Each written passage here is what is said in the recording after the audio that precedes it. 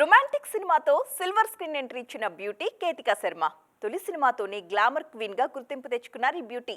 ఇంతవరకు సక్సెస్ ని మాత్రం టేస్ట్ చేయలేకపోయారు. అందుకే అప్కమింగ్ సినిమాతో తన కెరీర్ రంగరంగ వైభవంగా వెలిగిపోతుంది అన్న ఆశతో ఉన్నారు. మరి ఈ బ్యూటీ కలలు నెరవేరుతాయా? ఆకాష్ పూరి హీరోగా తెరకెక్కిన love and action entertainer romantic. ఈ సినిమాతో టాలీవుడ్ ఎంట్రీ ఇచ్చారు హాట్ బ్యూటీ కేతికా శర్మ. తొలి సినిమాలో పెద్దగా పర్ఫార్మెన్స్ కి స్కోప్ లేకపోయినా గ్లామర్ షో విషయంలో మాత్రం ఫుల్ మార్క్సే సాధించారు. దీంతో ఒక్కసారిగా టాలీవుడ్ సర్కిల్స్ లో కేతికా పేరు మారుమోగిపోయింది.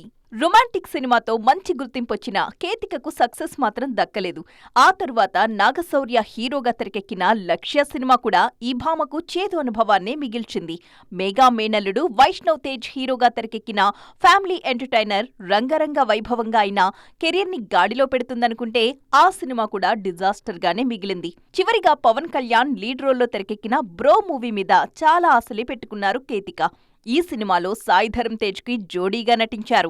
కానీ ఈ మూవీ కూడా నిరాశపరచడంతో కేతికకు అవకాశం ఇచ్చేవాళ్లే కరువైపోయారు. తాజాగా రాబిన్ హుడ్ మూవీలో స్పెషల్ సాంగ్ లో నటించారు ఈ బ్యూటీ. క్రిస్మస్ కానుకగా ప్రేక్షకుల ముందుకు రాబోతున్న ఈ సినిమాలో అది దా సర్ప్రైజ్ అనే సాంగుతో ప్రేక్షకుల ముందుకు వస్తున్నారు. ఈ సాంగ్ అయినా అమ్మడికి అవకాశాలు తెచ్చిపెడుతుందా? చూడాలి.